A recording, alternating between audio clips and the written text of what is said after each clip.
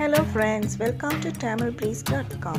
இந்த வீடியோ உங்களுக்கு பிடிச்சிருந்தா லைக் பண்ணி ஷேர் பண்ணி சப்ஸ்கிரைப் பண்ணுங்க. Hello friends, இன்றைக்கி நாங்கள் பார்க்க போகிறது ஒரு அயனில் இருக்கிற ஸ்டெயின்ஸை எவ்வாறு ரிமூவ் பண்ண போகிறோம் என்பதை பற்றி இந்த வீடியோவில் பார்க்க போகின்றோம்.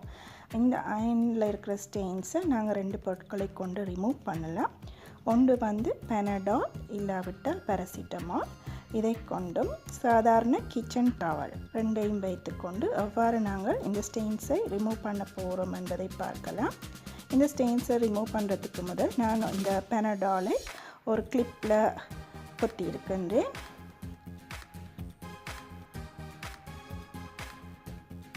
இப்பொழுது அயனை ஹை ஸ்பீடில் ஆன் பண்ணி ஹை ஸ்பீடில் வைத்துட்டு இந்த அயனில் வீடியோவில் காட்டுற மாதிரி நான் இந்த அயனில் ஸ்டெயின்ஸ் இருக்கின்ற இடத்துல இந்த பெனடாலால் தேய்க்கின்ற பொழுது அந்த ஸ்டெயின்ஸ் எல்லாம் ரிமூவ் பண்ணுறதை நீங்கள் காணக்கூடியதாக இருக்கும்.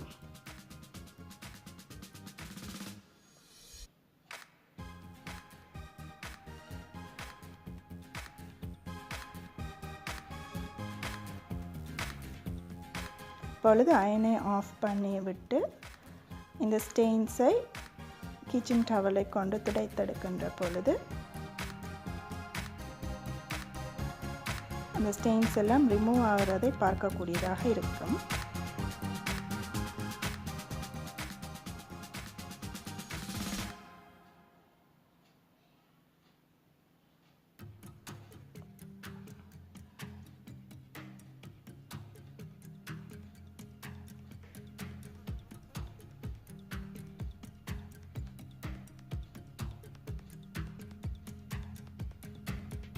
இப்பொழுது பார்த்தீர்களானால் அந்த ஸ்டெயின்ஸ் எல்லாமே இல்லாமல் இருப்பதை காணக்கூடியதாக இருக்கும்.